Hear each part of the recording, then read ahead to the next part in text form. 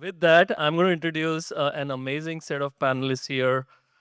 First up is, and I'm going to use my phone if that's okay.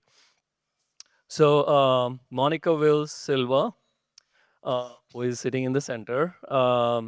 She is a brilliant behavioral scientist and director at the renowned Behavioral Insights team.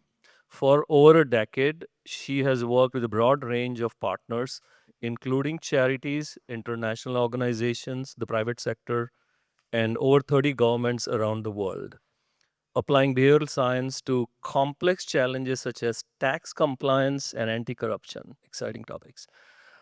Finally, if she can successfully nudge people into paying their taxes, teaching us how to get a donor to click submit should be an absolute breeze.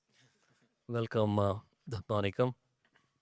I'm going to move to Therese Wynn-Davies. We have she's a digital fundraising manager at CAFOD UK, and the sworn enemy of clunky legacy technology. Therese is a digital pioneer who recently championed open banking to eliminate transaction fees, proving she will stop at nothing to make sure every single penny goes exactly where it belongs. She's waged war against outdated payment portals to make donating as frictionless as buying a cup of coffee or cup of coffee on your phone. And she knows exactly what it takes to modernize the donor experience. Welcome, Therese. And then we have Dean Gillespie.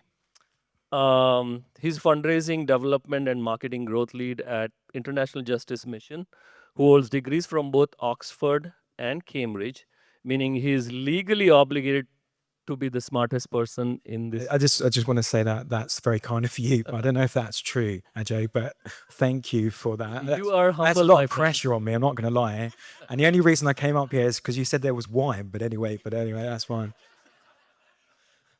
Um, Pedigrees aside, Dean is a digital movement builder who recently applied ruthless B2B lead generation tactics to his nonprofit, driving an absurd 203% increase in recurring donors. He's here to prove that when you stop relying on hope and start relying on data, the results are staggering. Welcome, Thank you, my Dean. friend. Thank you. Okay, so as we get into this session, uh, we were having a briefing just before during lunch, and I started by saying, the first session after lunch is really good because people just ate, they had the break. Some people may have walked out, had their coffee, and they're all raring to go. And Monica contradicted that. So why don't you tell us why this is not a good session? Hopefully, it doesn't set the tone for the conversation, but I just corrected AJ and said that's wrong, according to science, because you're most likely feeling a little bit sleepy after having a full lunch and in desperately need of a coffee. So hopefully, you have that at hand, and we can bring in the energy through this panel rather than expecting you to already have the energy there. Cool. Okay, so I'm going to start with Monica. When you look at across industries, right, what do people misunderstand about how humans make decisions? Thank you for that question. Well, a common misconception in sort of how humans behave and how we make decisions is what we call the myth of rationality, which essentially means that we tend to assume that if you give people information or if you present them with a campaign, for instance, they're constantly making cost benefit analysis and deciding the best sort of output for themselves. What we find in reality and in science is that our behavior is very much sort of dominated by other aspects like the environment around us, the behavior of others, and how we perceive ourselves to be as well. So this is connected to some research that Professor Daniel Kahneman did many years ago. He was a Nobel Prize winner in economics, and he basically found that we navigate the world in sort of automatic pilot. We're not doing a lot of cognitive effort constantly to make decisions, and that's because we're saving resources, because any decision takes a little bit of cognitive effort. And therefore, we have sort of heuristics that help us navigate the world and our environment. And if you apply that to, say, charitable giving, you could be assuming that if you tell people about the sort of impact or the motivation behind your charitable goals, should be sufficient to drive their motivation. But what we find in the research is that we systematically overestimate the role of motivation and systematically underestimate the role of friction where it comes to encouraging donations. So let me just give you one example that sort of brings that to light. We did some research around whether we could increase charitable donations to end riverside blindness in the UAE during Ramadan.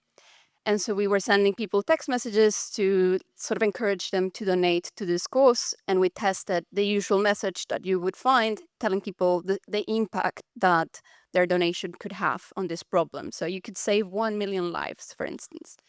But we also tested a variation that was just a very simple message that told them, this is the link. This is the anchor of like the sort of number of dirhams or pounds that your donation will be if you just send this word to us. So simplicity and a very clear anchor. And we almost doubled donations just through that very simple change.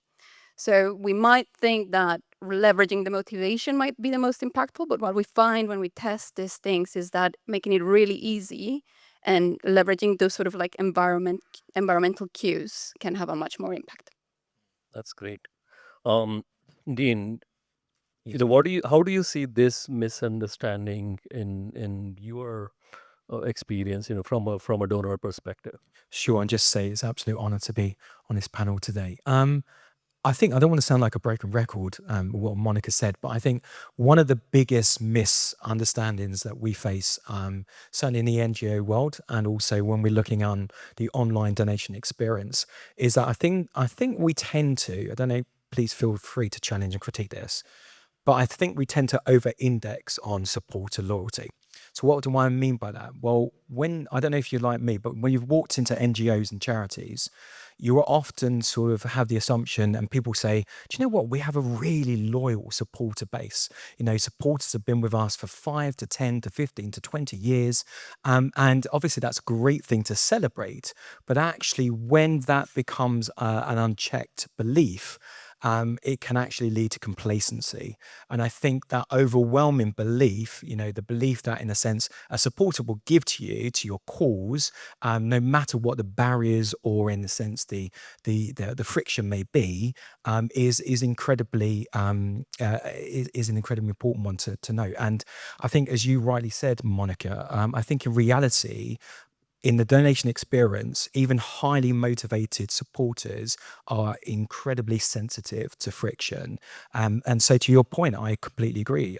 I think, we tend to overestimate the sort of intensity of support and motivation in the donation experience, actually at the expense of underestimating just the fragile nature of the actual act of donating itself. That's what I would concept. Yep. How about you? Hello. Same question. I think in my role and in my organisation, we like to make things really complicated. So we like to be like, we've made this really hard. It's really hard, and we want to give you all the information possible, so then you can make a really fully informed decision. And I don't think our supporters want that. They just want to get the job done. A lot of the time, they've got an idea of what they're already on your webpage at this point. Why are we giving them so much? And I think an example of one of the things that I've kind of got rid of is videos. I know that sounds a little bit counterintuitive, but having a video on my appeal page didn't increase conversions, so I got rid of them. So yeah, that's one thing where I think it's a simple thing of we just need to not make it so busy and complicated. Sometimes people just want to get on and get the job done. So Absolutely. And just a little secret I learned from Therese yesterday evening was, we have an AI nerd here. She has used Claude Code to create an app for managing her kids' schedules and such. So You wanted everyone to download it, didn't you, Therese? Like as part. it's not on the App Store yet, but I'll say yet maybe the end of the week. So now we'll get to how humans actually decide, right? So start with you, Monica. A couple of questions together here. What are the biggest drivers of human decision making, regardless of context, Um, and then people, why do people intend to act and then they don't follow through, right? Yeah, no, it's a great question. I think we tend to sort of overestimate intent and the sort of role of intent where it comes to decision making and where it comes to behavior. And we also tend to over attribute our behavior to our attitudes and to our perception and to our preferences. Whereas in reality, what we see is that it's mostly sort of the environment and the things around us that really shape how we behave. In behavioral science, there's a concept called the intention action gap, which essentially means that as human beings, we're really, really good at visualizing our goals, visualizing what we want to do, where we want to get to, the charities that we want to donate to. But we're terrible at mapping out the steps that will take us there. And we do not think about the when, what, and how. So having a very seamless way of being able to deliver on our intentions means that we're much more likely to act on them.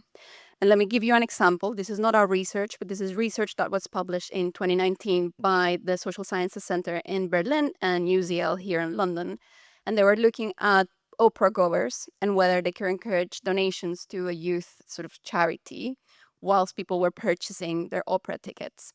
And what they did is they leveraged sort of active choice, essentially, instead of just putting a click through or like a way of removing the window for donation, people had to actively say that they didn't want to support that cause, and then they could move on to pay for their opera tickets. And they significantly increased the donations by doing a very small change. So one thing that we also tend to underestimate, and like I cannot like sort of highlight this enough, is that there's very small changes with a more realistic model of human behavior in mind can have disproportionate impacts. And I've done this for 10 years and it still surprises me sometimes. So our intuitions can be systematically wrong, essentially. So it's really good to like be thinking about this and testing it and then seeing how the environment can shape those decisions. Got it.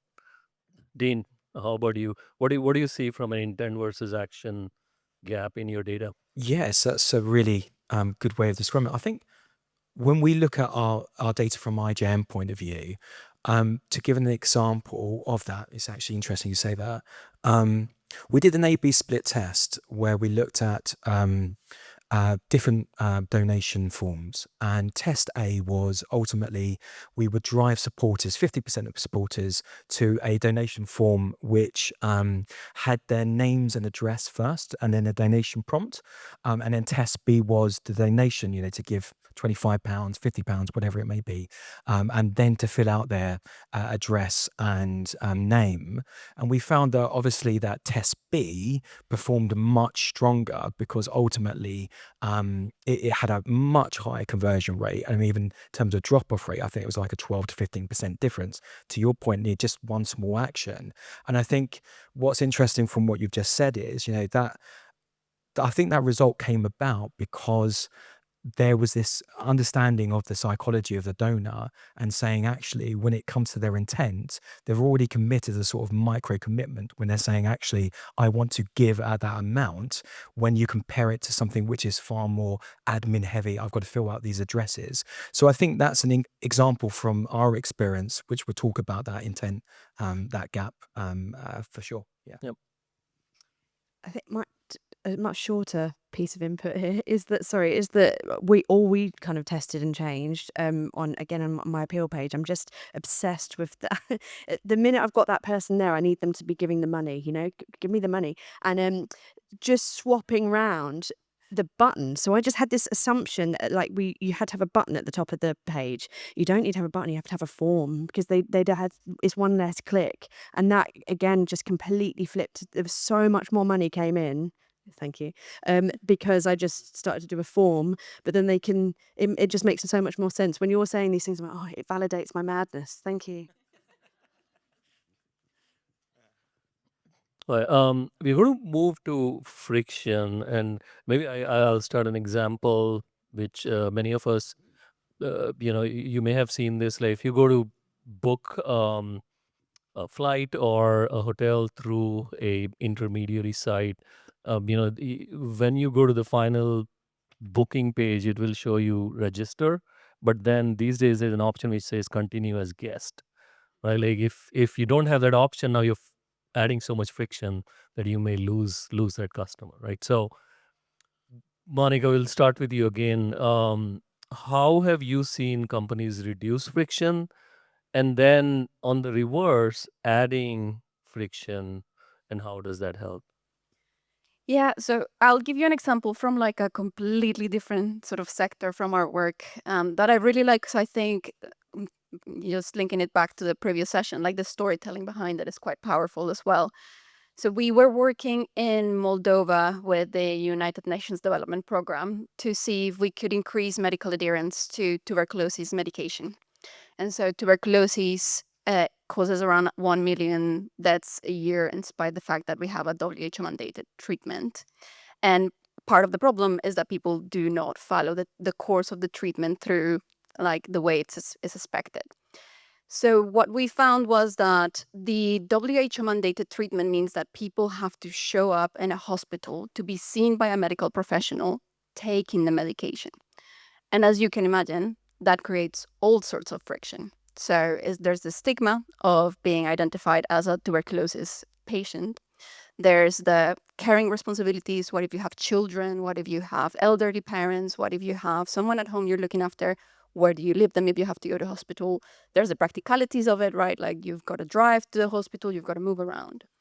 And so what we did was very simple, and it was like, can we remove all that friction so that it's very simple for patients to comply with their treatment?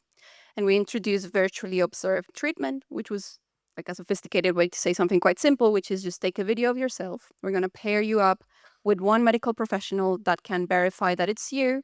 And we're going to give you very simple instructions that you can follow to make sure that you're adhering to your medication. We went from a 40% adherence rate in Moldova back then to an 80% adherence rate, which is the same rate of adherence in the UK, with that very, very simple sort of intervention. So I think that that's a very sort of powerful example of like when you remove all the friction and you take the sort of human perspective of the experience into account, then you can have a really impressive impact that can save lives. And to your point on like, is there a place for friction in all of this? I think there is. There's a great example from pension contributions. And this is by an academic called Shlomo Vernasi. And it's a program called Save More Tomorrow. I think friction applies really well when we leverage it as a commitment device.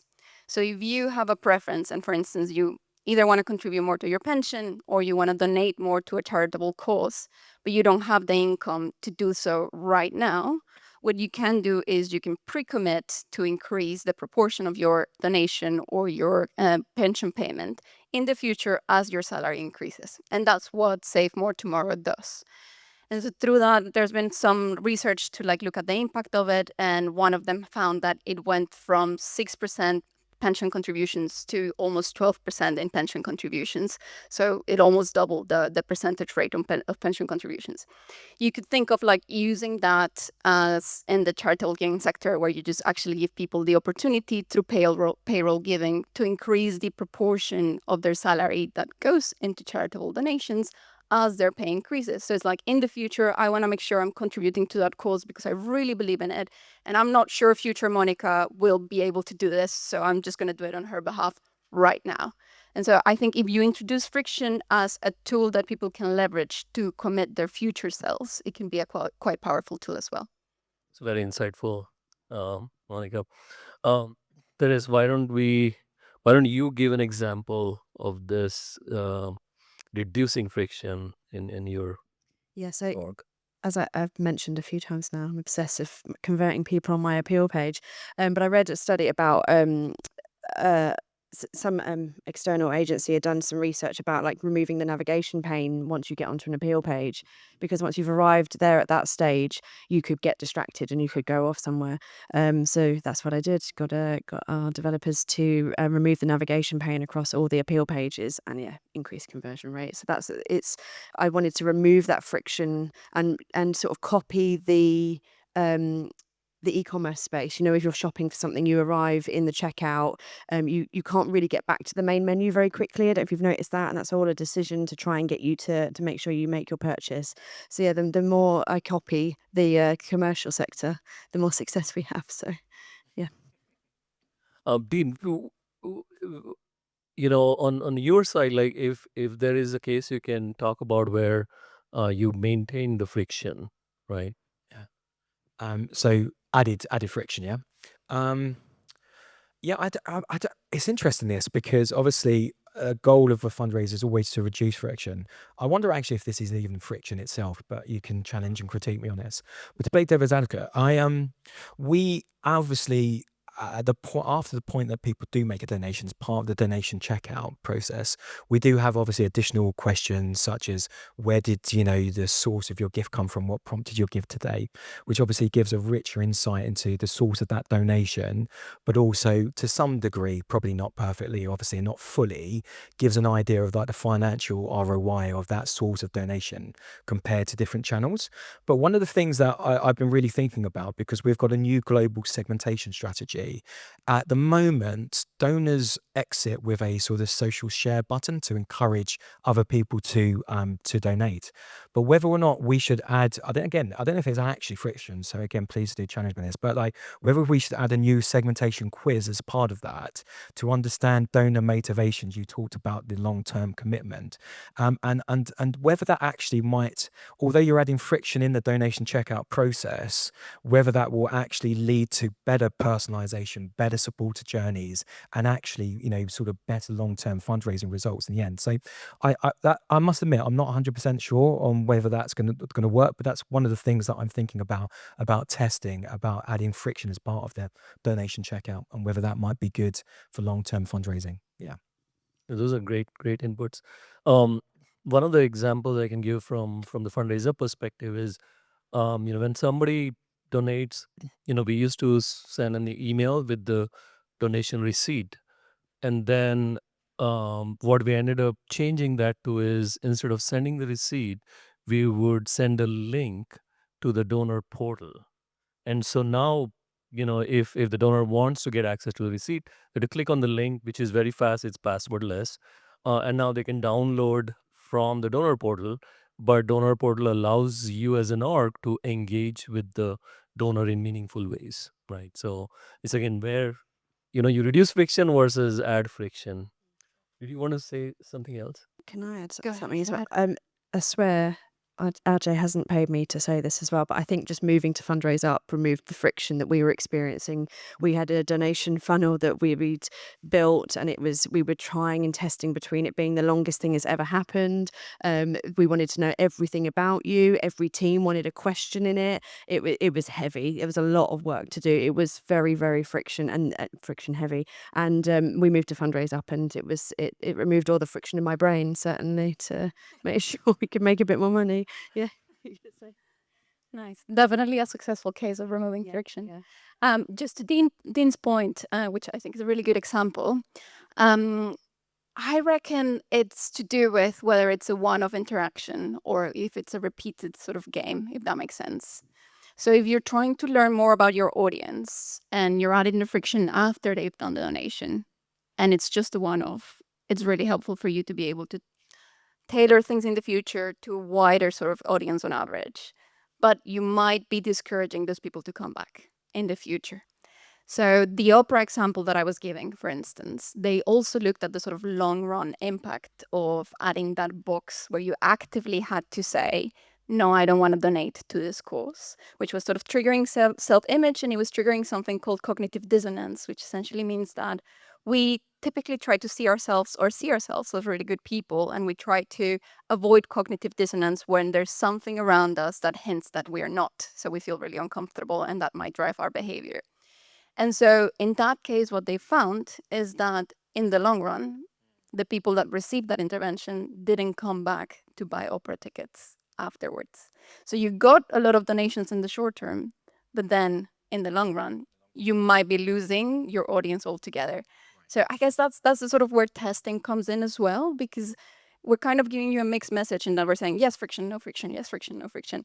But ultimately, this is all about sort of how you understand the human perspective, how you personalize it to like their sort of conditions and their environment, and then testing to make sure that we're learning what works, what doesn't in the short term, and then in the long run as well. That's super valuable. Thank you. That's if you want to join the team, that's fantastic. We move on to the next, which section is around nudges, defaults, and design. And then, the power of defaults. Recently, my older son started his first job, and he wanted financial guidance or whatever, if they can listen from parents. But one of the things I made sure he understood is set default so that your checking or current account has $0 left in it, and just let the money move out to, whether it's investment or retirement planning or whatever, right? Otherwise, you have the money sitting there and then you end up spending it. So that was kind of, my kickoff of the default and nudges. So can you tell us, Monica, how does the behavioral science look at this topic? Yeah, definitely. Well, defaults are very powerful tools generally because you can probably sense this already by what I've been saying. But as humans, we tend to sort of choose the path of like least resistance, basically. We just carry on as it is and we don't really sort of challenge our environment unless we feel really strongly or have like a really strong motivation behind our sort of changing behavior there. There's a powerful example from our work from pensions sorry, again, if you'll allow me, which is we were working with DWP here in the UK in 2012 to measure the impact of changing the way that pensions were structured and switching from an opt-in to an opt-out, meaning you're with an employer, you're automatically enrolled rather than actively having to say yes. One thing that's important with defaults is that, where it comes to behavioral science, is that they're still choice preserving. So people, if they feel strongly about it, they can still opt out. But with that really small change, we saw an increase in 42% in people registered with pensions, which in the long run, as you can imagine, makes a huge impact. So defaults are really powerful tools where you can introduce them. They're harder to introduce because it means switching the whole sort of process. So if you could just default people into subscriptions, that'd be incredible because then they probably are unlikely to unsubscribe and so on. But introducing them requires sort of a bigger intervention, if that makes sense. Yeah, just on that point, I think you hit on the nerve where the either donors or consumers need to know that they can easily unsubscribe and get out of something. You're not making them jump through hoops by doing 3 calls and 5 emails and, trying to succeed to unsubscribe on something. But Dean, like, what have you tested in from a defaults perspective? Yeah, we've obviously seen how defaults can really increase regular giving. If you go into IGM UK's website, it's our default, it's the monthly giving. I think for us, it's interesting to discuss this, but maybe we found the sweet spot is not just only defaults, but also a combination of different elements and features. So social proofing, anchoring and framing, particularly time-bound gifting, gift incentives like match giving. So to give an example, this financial year, we launched our match giving global match giving appeal up to £5 million. And what we saw was that the combination of defaults, social proofing, particularly as it enhanced context, obviously also highlighted community participation, actually led to a record number of new regular givers in the UK at least. And also what was really fascinating was actually that the average donation value of the new regular giver almost doubled. So I think there's something around a combination of defaults and other additional sort of additional features that we're seeing worked in practice at IJM. Yeah, for sure. And Therese, what is the change that you have tried from a default perspective? I can't think of anything. I'm sorry. Totally fine. It's Uh, quite rare for me as well. Maybe it's a bit of stage fright. Oh. But basically copy and paste what Dean said as well, to be fair. Like just with the elements that we've been using, we've introduced match funding, which was quite new. I don't know about if you had this experience, but in the UK, we don't see many charities. We used to get a lot from the government. We could apply for match funding from the government, but to even introduce that to our major donors has been a real interesting thing. We've kind of taken that from the Americans, really. That's been like sort of absorbing that culture and that ask, and the success rate has just been like unbelievable, really. So when I try to predict anything that might happen, I'm always sort of blown away and proven wrong and a bit starstruck at what our supporters end up doing. They're mad. Some of them are mad. Yeah. Um, Monica, just expanding a bit, like where you have clever or good design versus it starts feeling like you're manipulating people, right? Yeah, that's a very interesting question. And like usually when we get the question about like is this manipulation? What we say is if you are influencing choices or if you're presenting information, you're creating interventions, ultimately you're trying to change behaviors. So what we're saying is use this wealth of knowledge that we have from social psychology, cognitive psychology, of like our understanding of human behavior to introduce that more realistic model of human behavior into the design of interventions or the information that you're providing or media campaigns and so on. I think partly it comes down to the how you go about applying this. And it can be, so if we for instance, have a very thorough sort of quality assurance process and ethical reviews as well to make sure that any intervention that we're designing has gone through all the sort of processes that you might expect it to.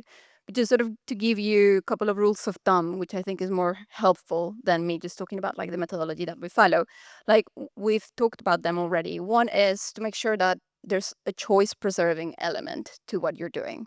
So people can still opt out, people can unsubscribe, people can like not donate to your cause if they don't want to. So you're not really restricting choice around this. And the second thing on manipulation is there an element of deception? If there's deception, that's a red flag.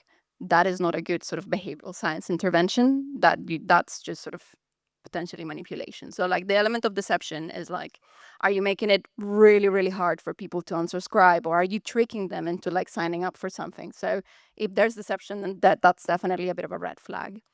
And then also just sort of like most people have really good intentions, but life gets in the way. And so if you're removing friction generally, and then you're just thinking through, how do I enable this person who has these really great intentions to be able to deliver on their desires and their goals?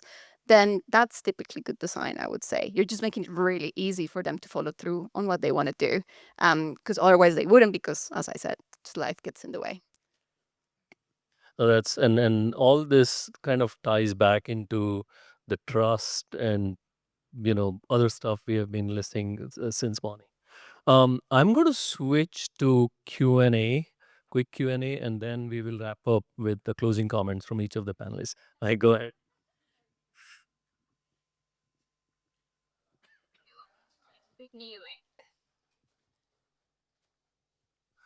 Hello.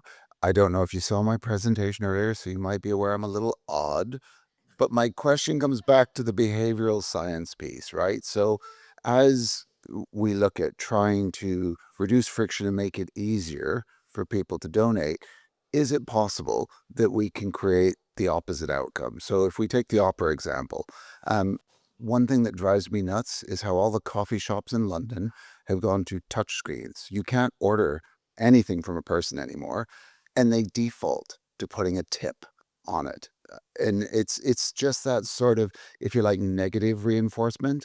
And I'm just kind of wondering if you've seen, any of you, like in these sort of experiments you're doing at, where trying to reduce the friction has actually made people more resistant. Happy to jump in. Yeah. Great question. Thank you so much for that.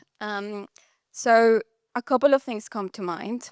I think you're right. And when we talk about behavioral science, at least from the Behavioral Insights team's perspective, we're always talking about also empiricism. So it's not just behavioral science and just apply sort of what we know about human behavior to your interventions is constantly adapt and learn what works and what doesn't, and experiment as much as you can.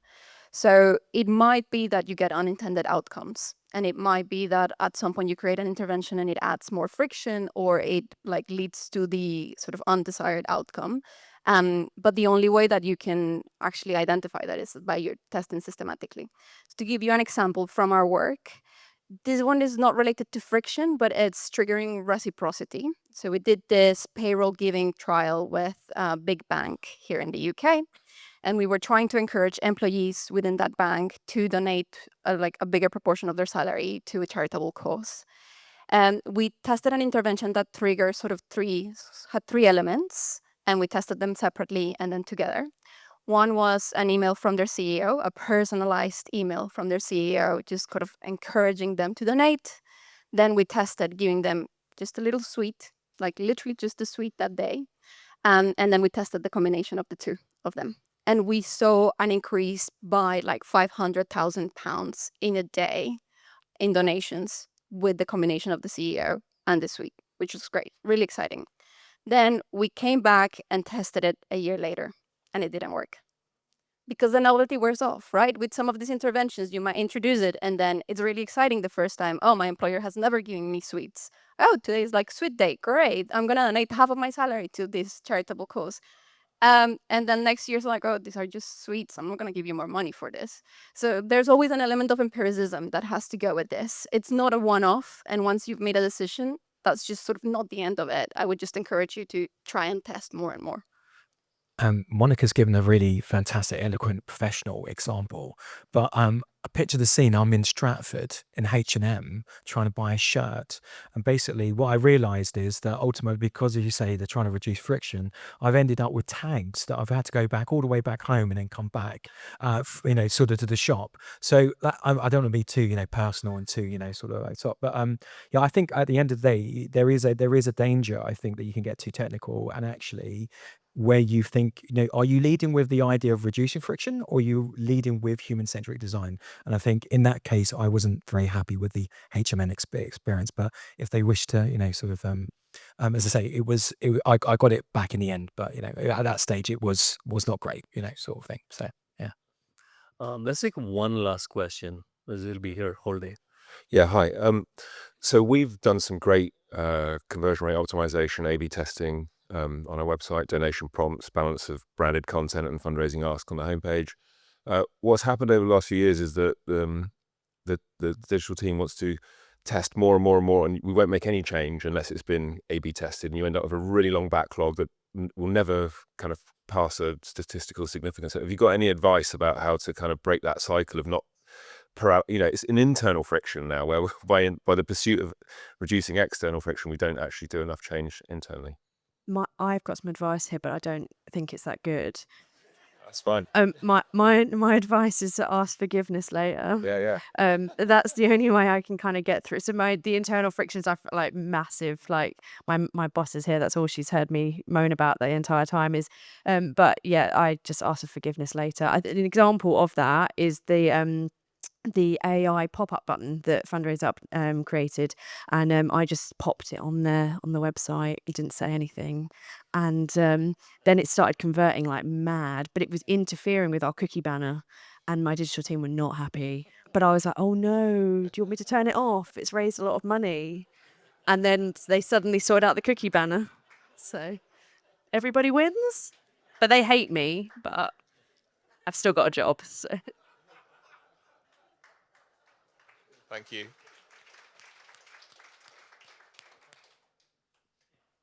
Did you want to say something? No. I was going to say actually the same example. I think it's also like just in terms of your culture. Actually, is there enough people to stand up and challenge? Who are the gatekeepers about that? Is it important? I remember similar about pop-up. It seems to be like the thing about pop-ups. But a member of my team came up to me and said, "Dean, I think you've got this wrong, basically about pop-ups." And I said, tell me something I don't know. That's every day for me. But basically, yeah, we saw basically when we put pop-up conversion rates, obviously we thought it was going to be intrusive, but a 6-7% increase in terms of the number of conversions. So I think it's also about like, who are the gatekeepers of your of those tests, and actually, are you allowing particularly maybe people who are more junior to actually challenge those who are in leadership to say, actually, I want to test something new. And because of that young man, we actually saw a great conversion rate, which I was surprised by, but delighted that I was wrong, basically. So that's kind of important.